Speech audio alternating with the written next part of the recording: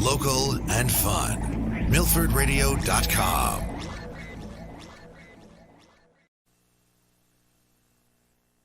Milford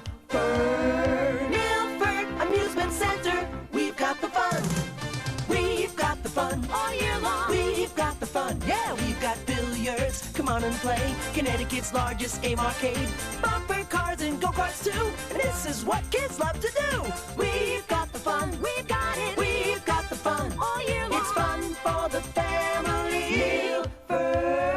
Milford Amusement Center. We've got the fun. Wow. Good times, good memories. That is old school. Zeke, Throwback. you worked there. Yeah, of course I did. Yeah, I was there, and it was awesome. We had all kinds of I like the kids' rides the best. You know, there were bumper boats too. I do remember the Bumper boats. That's right. I remember going to freshman year in college. People would ask, "Oh, where are you from?" I'd be like, "Oh, Milford," and they would sing that song. They go, "Milford." Yeah. Oh, it's so funny. Welcome to awesome. That's right. Welcome to Milford Radio. Thanks for joining us tonight. As always, it's great to see so many people joining us week after week. And as always, we are joined with our co-hosts, Chris Heise and Dan Zeke. How you doing, guys? Hey, great. How are you guys doing? What's going on? Hanging in there in this COVID-filled world. We're still surviving. Chris Heise was not with us last week. He had a real reason not to be here and not to entertain the Milford community. But a happy 40th birthday. Life speed day. Yeah. That's right. Happy 40th. Yeah. Definitely. It was a, priorities there. I think you made the smart decision. I did. That was a big birthday. Yes. Zeke, last week we had a great show with Officer Mike DeVito from the Milford Police Department. He's basically the guy. He's the communications specialty officer. He's got an interesting title, and I didn't know what it was, so I keep calling him officer, and I think it's the wrong title. But anyway, Zeke, what did you think of last week? I think he covered a lot of different information, and it was some of it I don't think a lot of the public knew. Yeah, he did it. It was really informative. It was what I got out of it, and what I thought was not interesting, but besides having all the COVID stuff to deal with and everything, they're still dealing with the day-to-day activities of what's going on around Milford. So it's almost like double duty for them.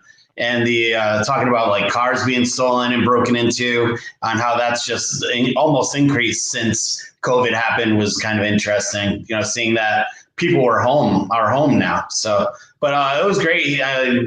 Congrats or thank you to the Milford PD for everything they're doing. It was a pretty good interview. Yeah, it was. And I want to let everyone know you could chat with us anytime. I just posted the link. You could video right into the show. You could ask any questions. We had a couple callers last week with some good questions.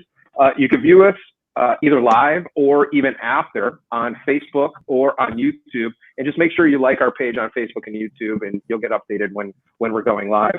I was actually telling you guys this story before we went live, and it could be, I just don't know how to handle it. I walked into, now I'm a person that's very good about bringing my mask everywhere I go, wearing it into the store. And I was in a gas station today, rolled in there. There was a woman in line in front of me. So it was just her and I kept my 6 feet. I was probably 10 feet behind her. And I'm standing there. And as she's ordering, I realized I don't have my mask on. And I'm like, oh my God. So I was just standing there. Big no-no. Big no-no. And I did not know how to handle this thing. So I don't know the etiquette. Like, is what do you do? I should have left the gas station, but what happened was she was ordering so many, what are those called? Lottery tickets. And I don't even know what language she's speaking. Picking her daily numbers there. It's like a different language. Yeah, and then behind me rolls in like 3 other people, and they're 6 feet behind me, and 6 feet behind that person, and one person standing outside, and I'm standing there with no mask on, like the complete idiot. And I could not make eye contact. It was, what would you do in that situation? I don't know. I think probably what you did, just stare straight ahead, don't make eye contact, and make your way out the door.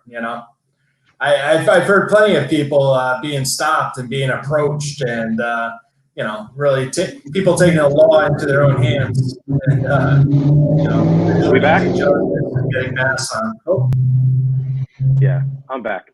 I changed the little internet thing because I heard I was a little choppy. So does that sound better? Yeah, definitely. yeah. Awesome. This 2020.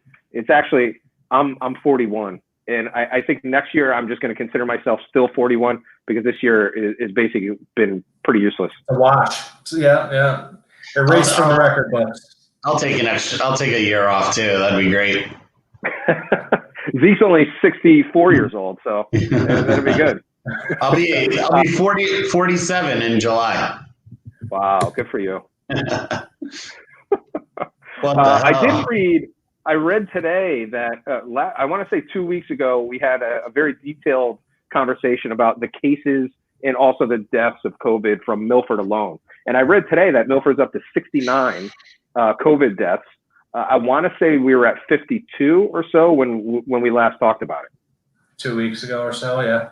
3 weeks ago, maybe, right? Yeah. Was it? Actually, a month. 1 month. So in 1 month, we had approximately 17 deaths in a month? Ballpark? I guess so, yeah. What's up, Aaron? Watching us from Minnesota. Minnie. Thanks for tuning in. Appreciate it.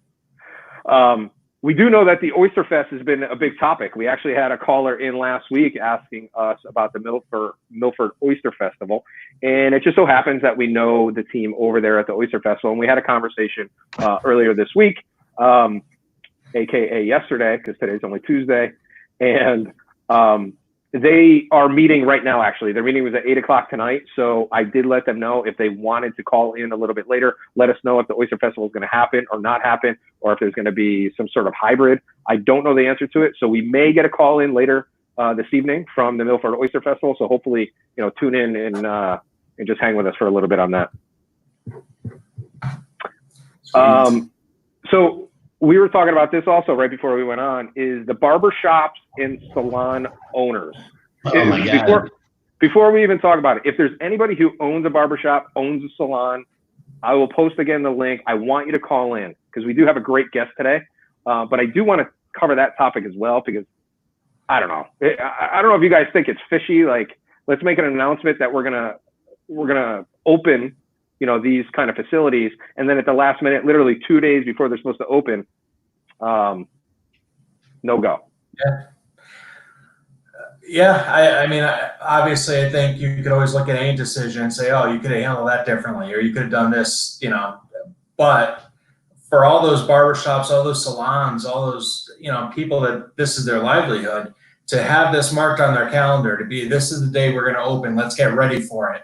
Let's be ready. And then, day or two before being like, oh, sorry, we're going to change rules. And, I understand we're in a different time and everything else, but if those salons were ready to be inspected and be open and practice the proper safety protocol, more power to them. They got ready and they were ready to go. And if their employees were okay with it, I feel for them because 2 more weeks of just kind of float and, no income coming in, that could be devastating for a business and a family, Look at Zeke's hair over there. I know. Look at this.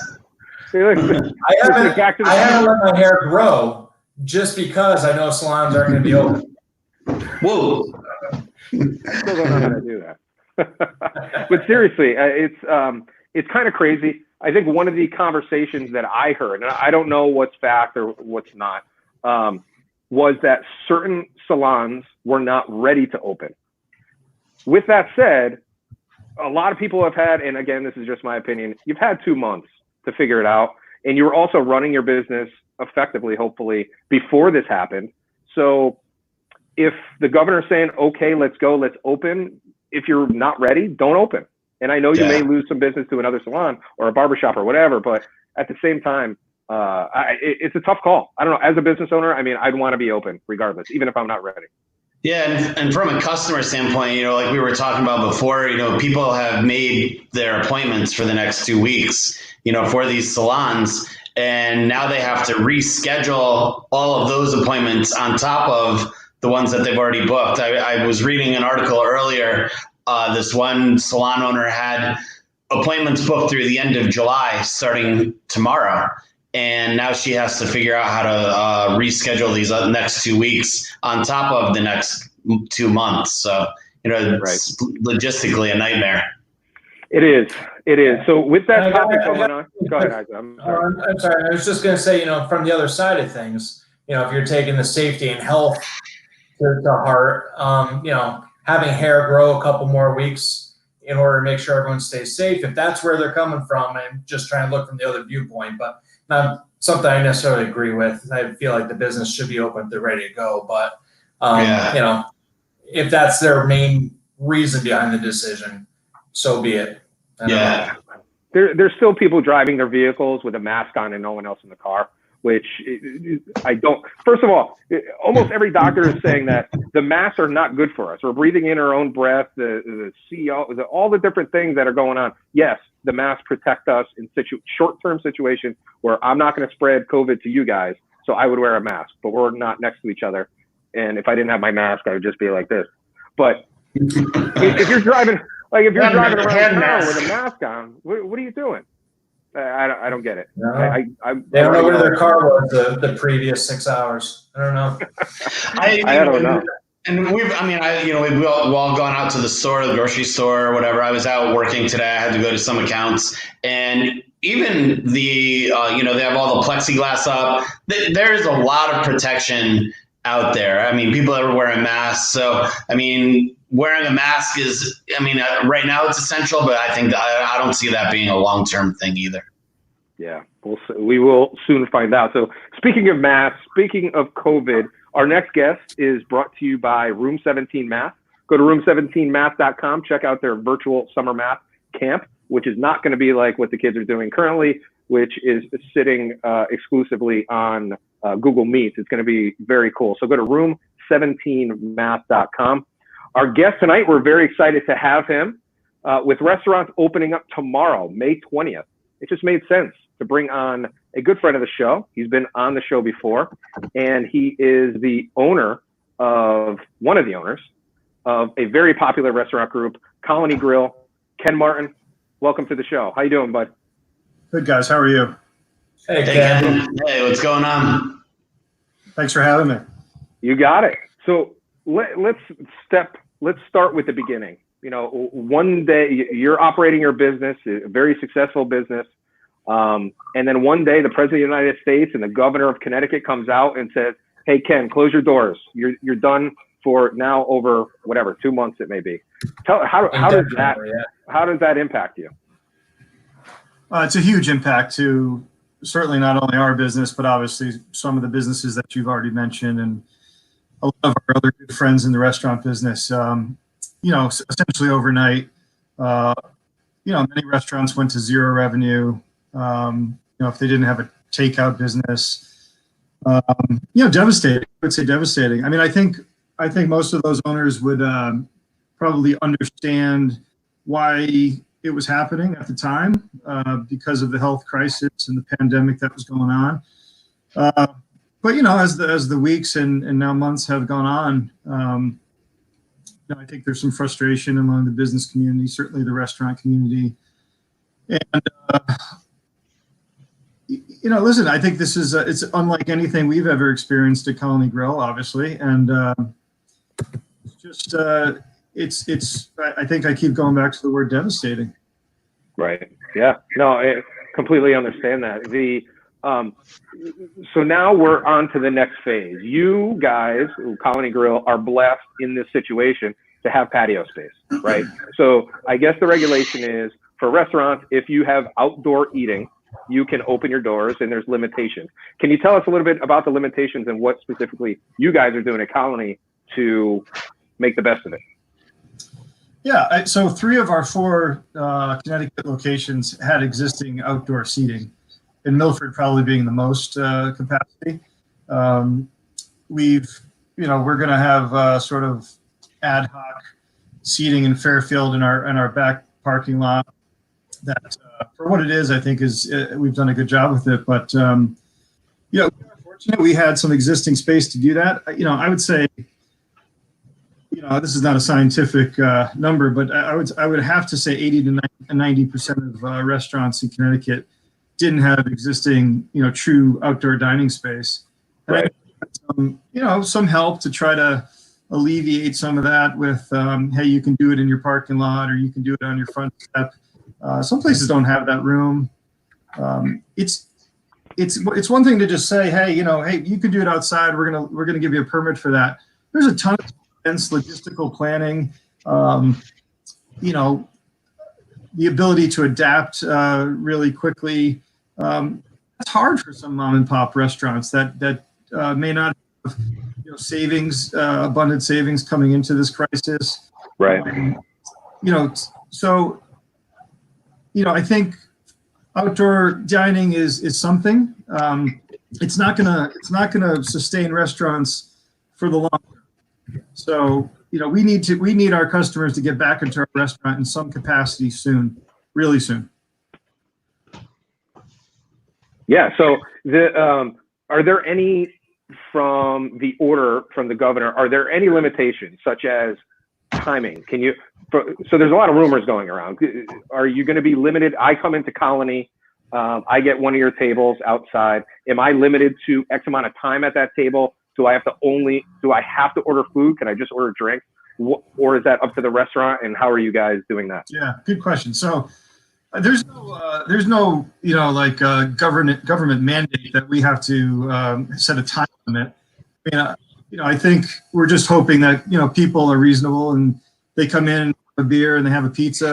They have a good time with their friends or family, and then they vacate the table for the next group in a fairly reasonable amount of time. I mean, we don't want to police people with stopwatches, telling them, okay, you're done, get out, and that's not fun for anybody, us or the customer. They're not allowed to come in and just, my understanding, and I guess there's a little bit of gray area here. Really supposed to be eating. This is it's not a bar situation. And, I get, if somebody comes in and orders a pizza or two at our particular place and maybe somebody's not eating and has a beer, I mean, as long as they're sitting down at the table, I don't think there's too much of an issue, but there's absolutely nobody getting up and going to a bar. Can't walk up to our bar. We're going to have bars open in terms of like we have to make the drinks, but nobody's allowed to come to the bar, hang out at the bar, have a drink at the bar. Everybody has to be seated. It's 5 person max at a table, according to the regulations. And, obviously 6 feet distancing, 50% capacity at existing spaces. Okay. That I wasn't aware of that 5 max. I mean, is that for what if you had a close-knit family that's like 6 or 7? Yeah. Just by restaurants, or I'm one of those families. My wife and I have 5 kids. I guess technically you can have 2 different tables, but that logistically that's tough for some families, I would assume. Yeah. It's a bit of an arbitrary number, I guess. I mean, I've seen some other states who are allowing 6. That's the guidance right now. We're gonna, we'll adhere to it. But we're gonna have to have some conversations with people who have a 4-year-old who's the 6th person in the party, and we're going to try to use common sense, but the guidance. Yeah, I'm sure those numbers obviously a lot of politicians and health officials throwing them around. They're probably have in mind a bunch of 23-year-old friends getting together rather than the actual family or I don't know. I can't put words in their mouth, but I got to think that certain exceptions we made for, hey, if we're 8 people in a household and we're living together, we should be able to eat at the same table in a restaurant. But yeah, you would think so, but I'm not so sure that's, I don't think that's allowed right now. Yeah. Right. Go ahead, Ziegler. So overall, I mean, now that you're kind of in the swing of things of full-time takeout business, with all their pizza. How has the community reached out to you? How have they received just coming in, getting pizza and leaving. Because I know like at Colony, you have a nice family atmosphere with the staff, and they interact well with everyone that's in the restaurants. I mean, how is the community reacting to just like, such a drastic change? I have to say the community, our customer base has been exceptionally gracious, generous, supportive. They've been great to our staff. I think they realize we're trying to do our best in a trying circumstance, and I think they're trying to do their best in a trying circumstance. We've been so happy with the way our clientele and our staff as well, but certainly our clientele, how great they've been, and understanding that it's a couple things might have been different compared to where they were 2 months ago. They've been adaptable. We can't say enough good things about the customer base. I mean, they're keeping our lights on, so we're extremely grateful. Right. Well, just a quick shout out from my personal experience with Colony, and not from a customer standpoint, actually, as I used to be on the board of the Milford Little League, and Ken and his entire team has supported the Little League, of course, but the community. Ken has did speeches to the kids.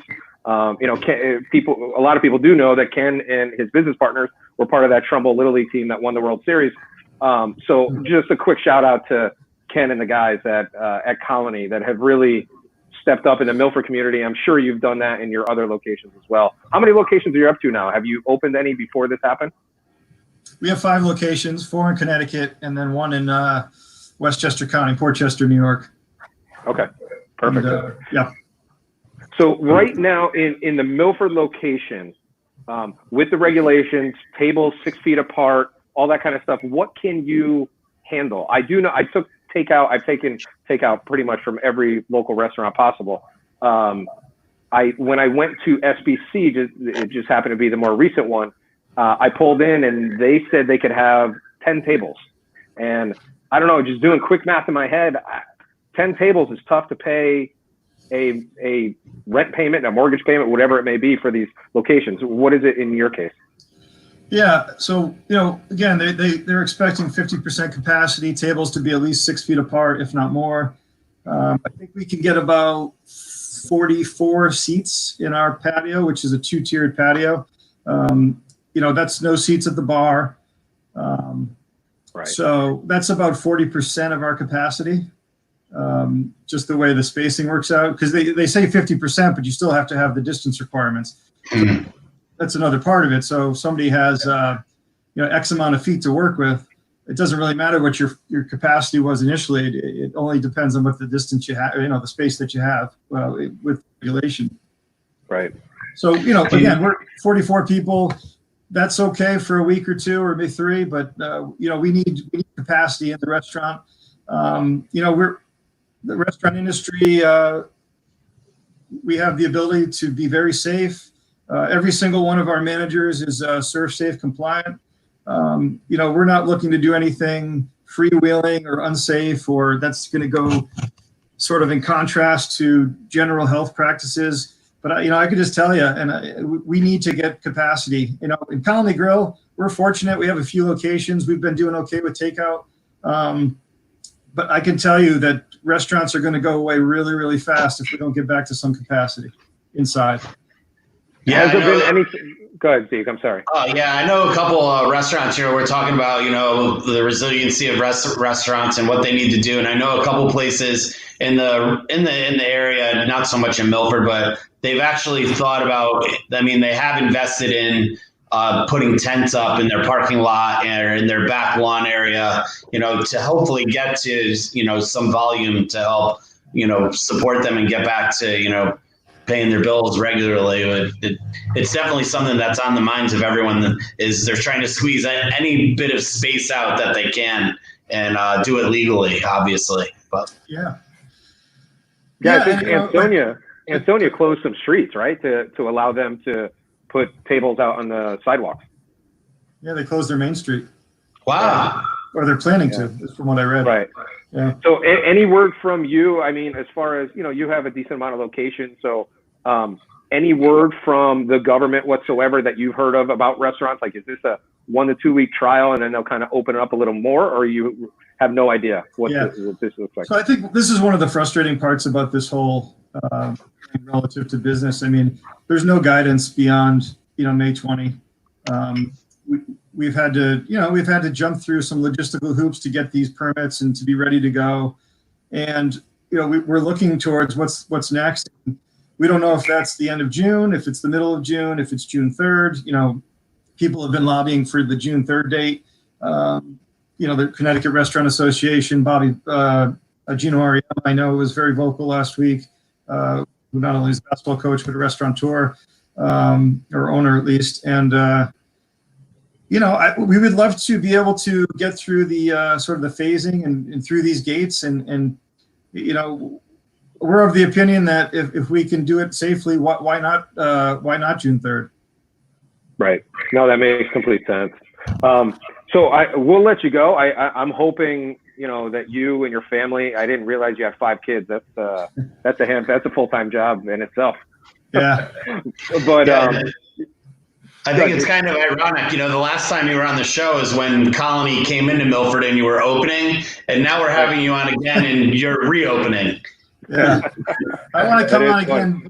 I want to come on just regularly. I don't want to do any reopening stuff anymore. Yeah, I hear you. So any last comments, whether it's for the community, any good news? How are things going at Colony? And I mean, relatively speaking, I think we're very encouraged by the way our staff has performed. Our leadership teams have performed. They've been able to adapt on the fly incredibly well. I think we certainly want everybody to be safe and healthy.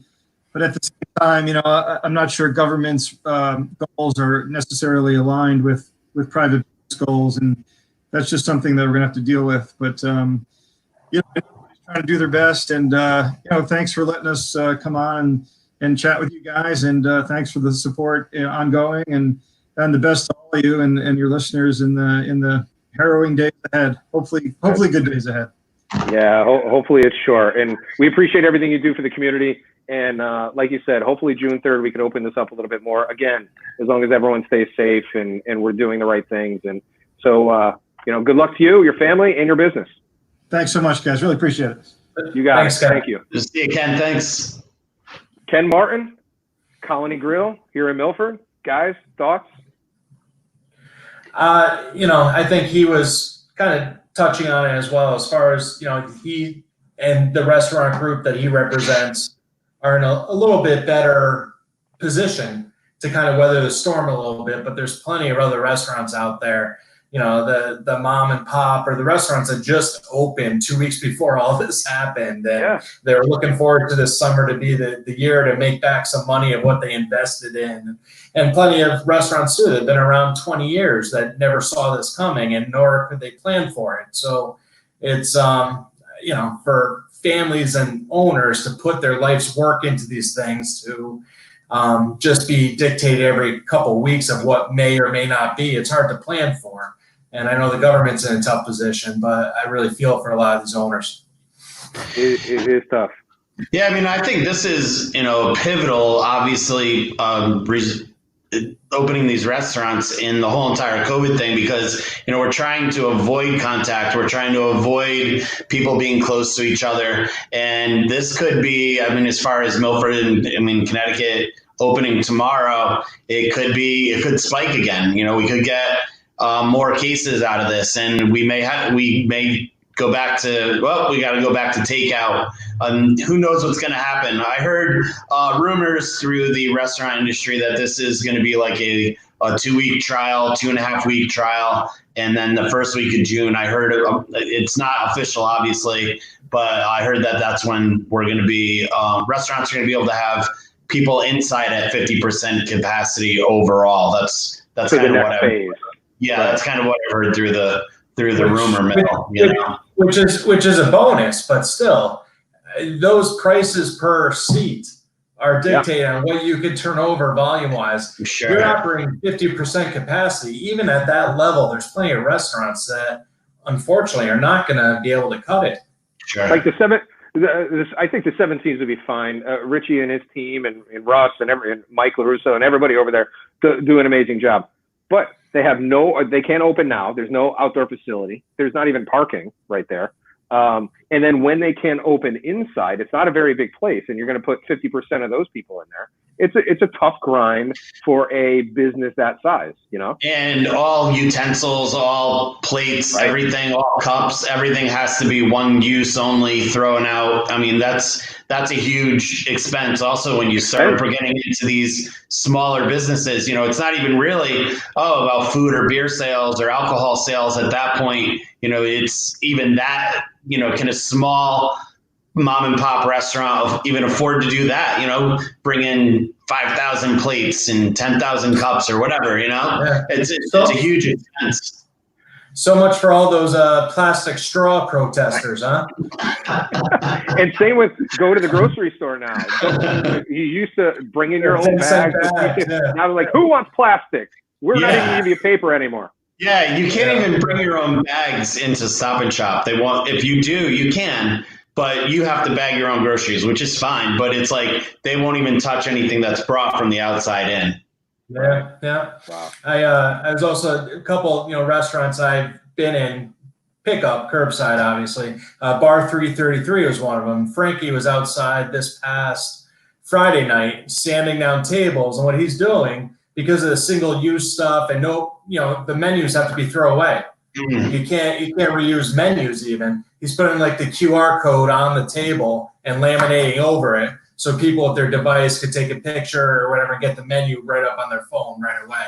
Oh, wow. That's a good idea. Nice little addition of not having to print multiple, stacks of menus every night that you have people in there. So, right. Yeah. Another thing that I heard, I spoke with a restaurant owner this afternoon, and all tables, if you put outdoor tables or you add tables outside, all the tables have to be numbered, and each seat has to be numbered accordingly also. So when people come in, you're supposed to kind of almost keep track of where they're sitting. Yeah. And, to make sure that, say someone comes in and they spread out and he sat at table 12, seat 4. So you can trace it back to where he sat and if anyone else was exposed and everything else. Right? Yeah. And even lawn areas, like if you have people that are going to be sitting on the lawn, they have to be marked and numbered also. Wow. That's amazing. So we do have a guest who's now in the waiting room. She is not going to come on to video, but I'm going to bring her in. She is a hairdresser at a salon. Oh. So I would like to get a little bit more information. Erin, how are you? You're on the show. Hi, guys. How are you? Hey, Erin, how are you?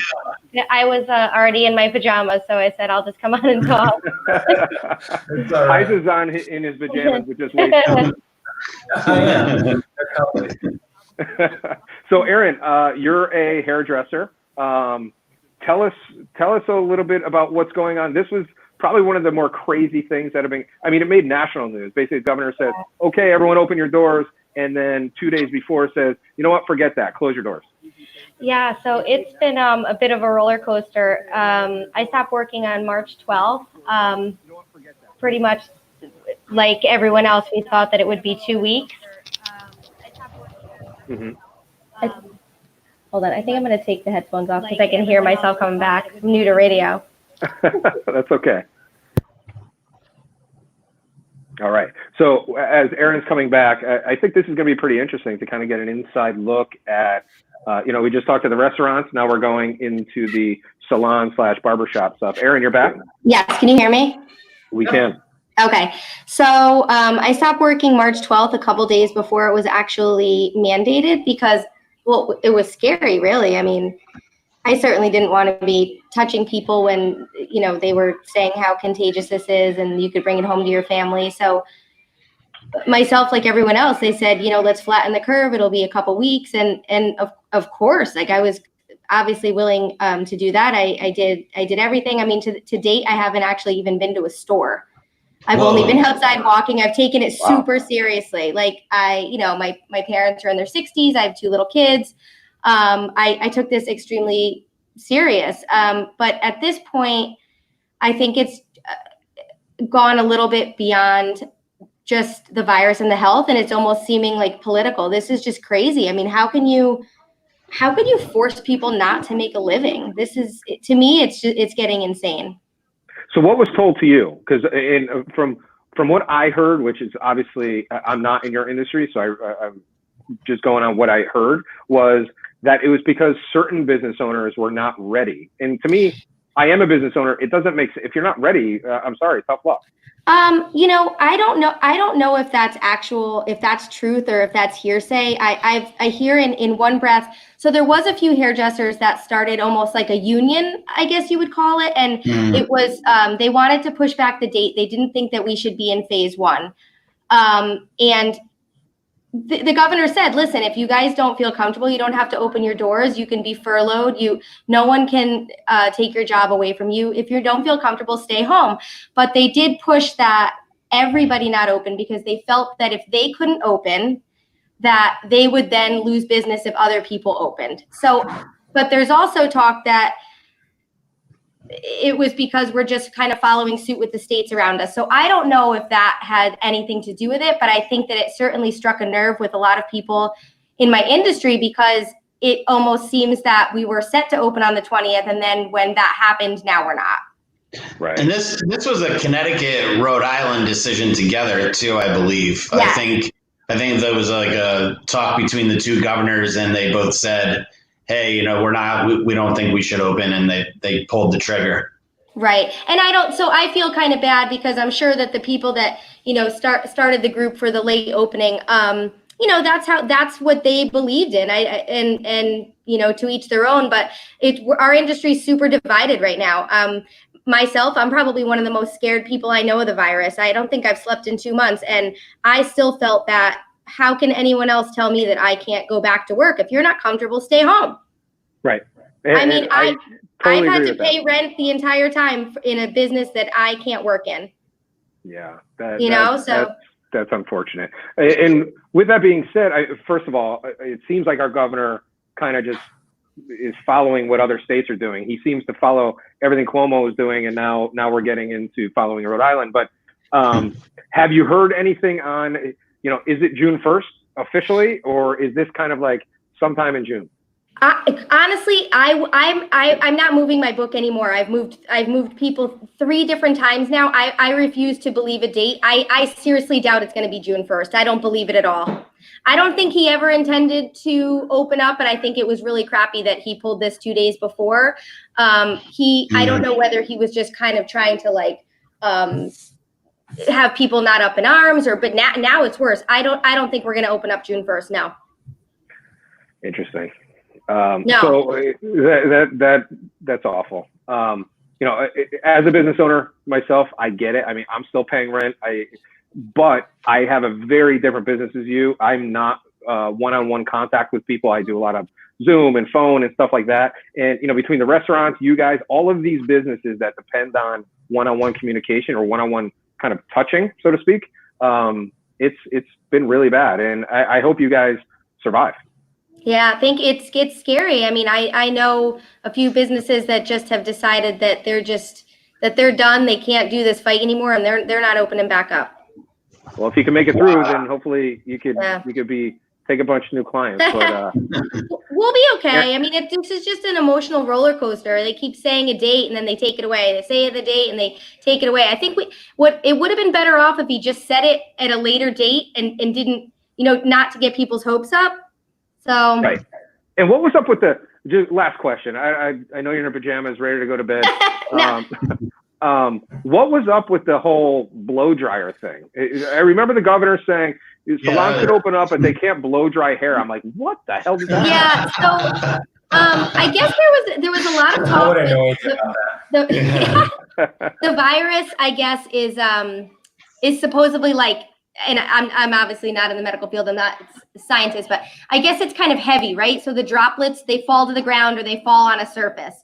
And that's why they can live on a surface for a very long time. So there was some talk that if you were to be moving the air around, that you could actually move the droplets. And that was the whole point of wearing the face shields. So they said, okay, it's too dangerous. If people can leave wet, but you can't blow dry hair. And then what happened was, I think that he got a lot of flack because there are some salons, like my salon is a big color salon, so if we couldn't blow dry, it's really not the end of the world. But there's a lot of salons that have to blow dry to do like straightening services. A lot of like the Brazilian blowout, like when they get, blow out curly hair and things like that. They can't they can't do it without a blow dryer. So I think that he changed his mind because he would be putting a lot of businesses out of business, I guess, entirely, because if they can't use a blow dryer, they can't do anything. Right, I think then he was like, all right, well, I guess I have to let you. But then we're all like, do we really want to do that? You're telling us it's literally so unsafe. Right. Yeah. It's like, it doesn't make you feel good when the experts are hiring experts and nobody knows. Yep. It's just a lot of mixed messages that it's hard to believe one way or the other. But. Yeah. It's like me in high school. No idea what I was doing. I was very lost. I don't know. It changes day to day. I don't really think anybody knows. I agree with you. I don't think anybody knows from the top to the bottom, and it sucks that you guys are stuck in the middle of this. But with that being said, I'm hoping you guys are able to bounce back from this, just like every other industry that was affected out there. And Aaron, we appreciate you calling in. Thank you so much, guys. Thanks for having me. You got it. Thanks, okay, have a good night. Thanks, Aaron. That was a good call. Yeah. It's crazy, man. I mean, to the point that here's a good line right here: the blind leading the blind.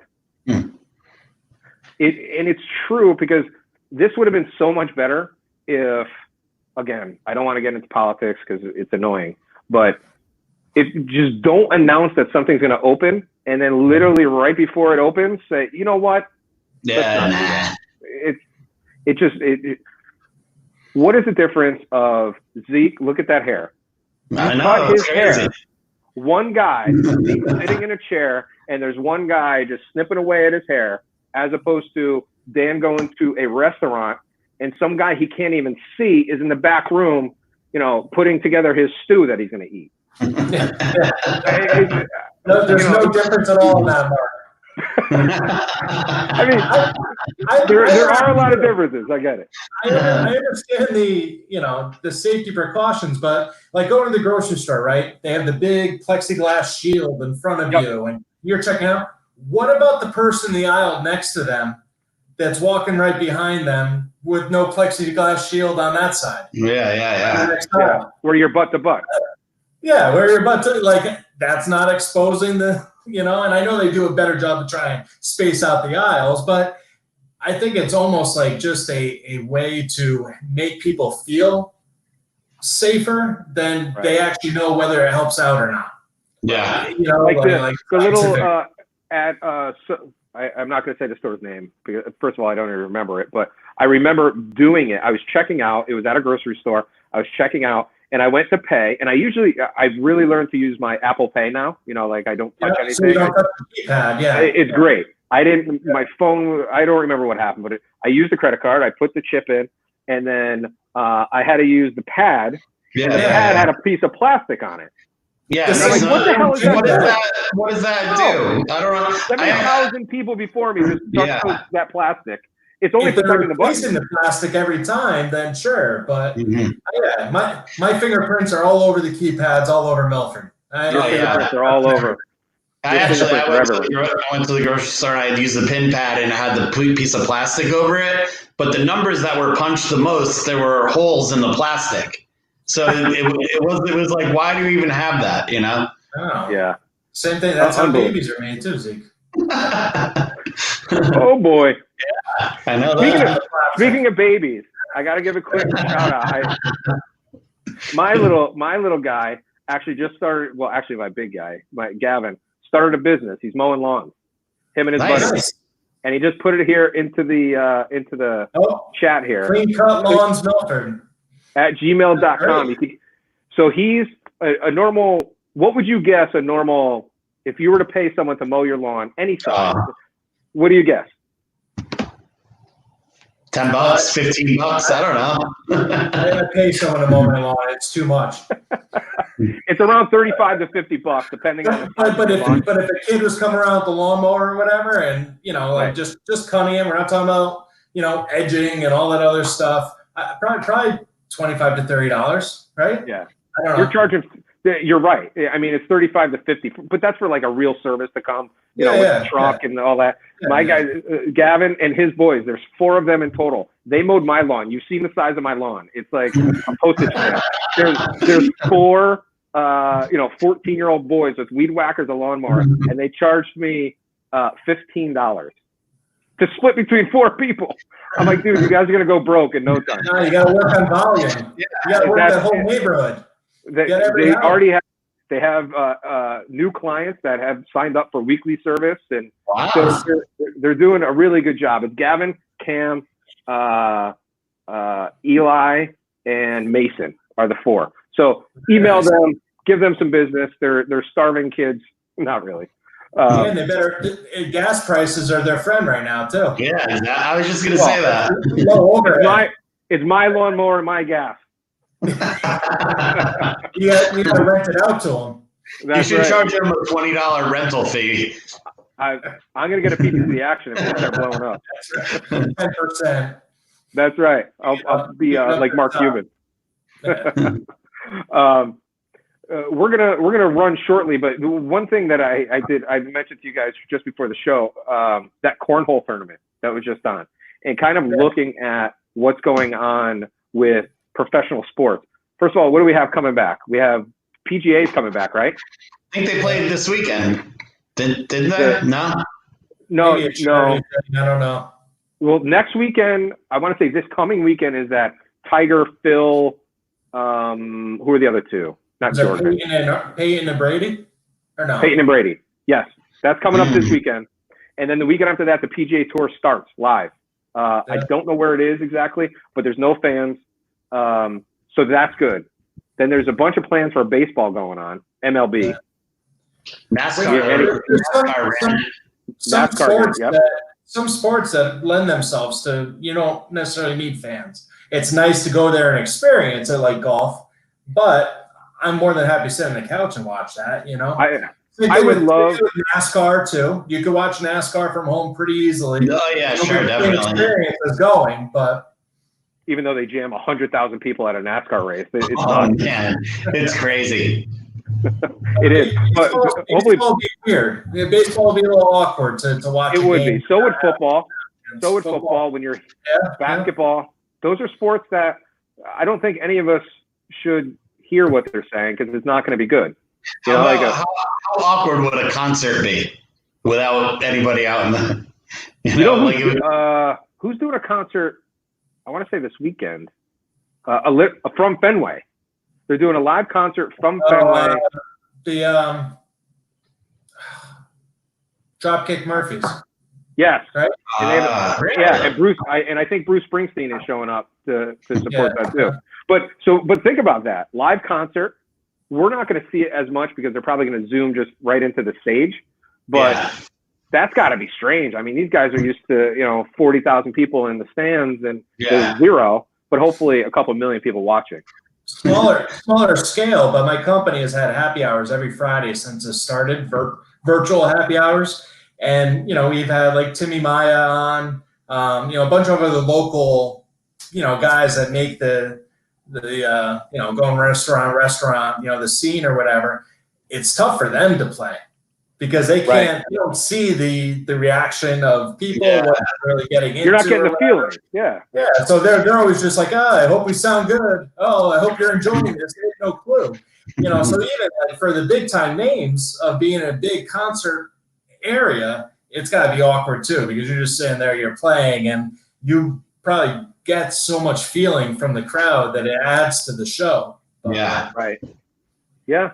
So I was going onto that sports thing, and I consider professional cornhole like a top sport.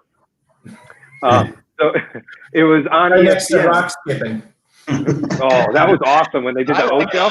I actually liked watching that. The Ocho was awesome. Yeah. But the cornhole, how they did it, it was live, and they had obviously nobody in the stands. They only have like 100 people in the stands anyway when they do it, but nobody's in the stands. And then they had like, I don't know what they're called, but they had like cornhole stackers. Like on each side of it was a one-on-one competition. So they both throw from the same side, 4 bags, make, miss, whatever the points were. And then a guy was sitting right behind the board, and he had gloves on and a mask, and he was in charge of going to the board and pulling out each guy's bags and putting them so the players couldn't touch each other's bean bags. Wow. No bag touching. No bean bag touching. They touch the cornhole. That's right. That's right. Keep your bags to yourself. Joe Federico says, duh. So yeah, I think we're going to cut this show a little short. We don't have it's 8:51 or whatever time it is. So we only have a couple minutes left anyway, but, the Milford Oyster Festival will be making an announcement. They were making their decision or tentative plans as of tonight. So they're probably still in that meeting. They were going to call in. I don't see them in the waiting room right now, but we will get to them ASAP. Hopefully get them on the show and see how that is going to go. I don't see, what did Mike DeVito say? How many people come to Oyster Festival? 30,000 or 100,000? 40,000? Yeah, so like 40,000 people, yeah. You see that happening in the summer? No. We can't even get friggin' haircuts. Where are people going to buy their birdhouses? Right. The birds are going to start. I heard the Big E still hasn't canceled either. They're, I guess, trying to figure out what's going on with that. Same thing. They're even much bigger. Yeah. And that is I would say this. Have you ever people watched at the Big E? Yeah. Yeah. Right. So I don't have to say anything else.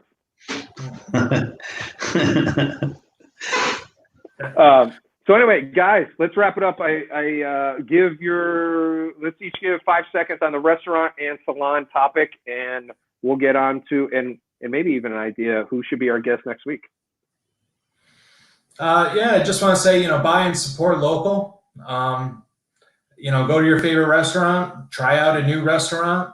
They're trying their hardest to roll with it, and be mindful of the people waiting behind you because, yes, it's your table and you want to say enjoy, but maybe take that bite a little bit faster and get up and let another family enjoy actually eating out again, And then for the salon people, my heart feels for you too.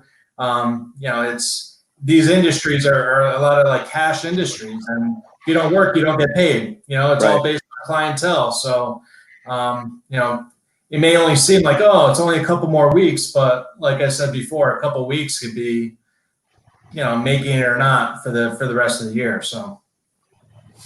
Awesome. Zeker. Yeah, I'm right there with you, Haza. Go out there, support local, buy from your restaurants. If you can get out and support with, a bunch of people this week, starting tomorrow, go out, have a good time. It's good for you. It's good for your family to get out there. As far as haircuts go, I'm waiting another 2 weeks now. But I also learned that it takes a lot of angry haircutters with scissors to influence a politician to raise standards of saying, hey, we're going to wait 2 weeks. Sometimes that's what it takes, angry, sharp scissor haircutters. So Edward Scissorhands. Yeah. But overall, get out there and enjoy the restaurants when you can, and make sure that you're supporting everyone here in Milford, Connecticut. Totally agree, guys. It's all about shopping local. Take care. We know because of this show, we get to interact with a lot of the business owners, people who work in the local businesses here in Milford. And honestly, they're great people. And in addition to that, they're our neighbors. They're our friends. They're everything. So every dollar that we spend at their locations go to a good cause. They go to pay their mortgage and feed their kids and to our school systems and our taxes and everything like that. So if we can get this across any stronger, just support your local businesses, take care of our neighbors. And during this time, guys, let's keep wearing our masks, except me when I was in the gas station today. But besides that, let's, I didn't know what to do. I wanted to like just call 911 on myself. Be like, I'm in a gas station with no mask on. My ears are starting to stick out more because of those bangs. Oh man, Yeah, they do the fall. worst. I have big ears and big nose, but small gloves. Go figure. Anyway, thanks for listening to Milford Radio. If you have any ideas, milfordradio@gmail.com. Hit us anytime. Let us know who you'd like to see on the show. Tonight was a great show. We're so excited for Aaron was on the show, and also Ken Martin from Colony Grill. Thank you to everybody, and we will be with you next Tuesday at 8 o'clock. And we appreciate you. Stay classy, Milford. Milford Amusement Center. We've got the fun. We've got the fun all year long. We've got the fun. Yeah, we've got billiards. Come on and play. Connecticut's largest game arcade. Bumper cars and go-karts too. And this is what kids love to do. We've got the fun.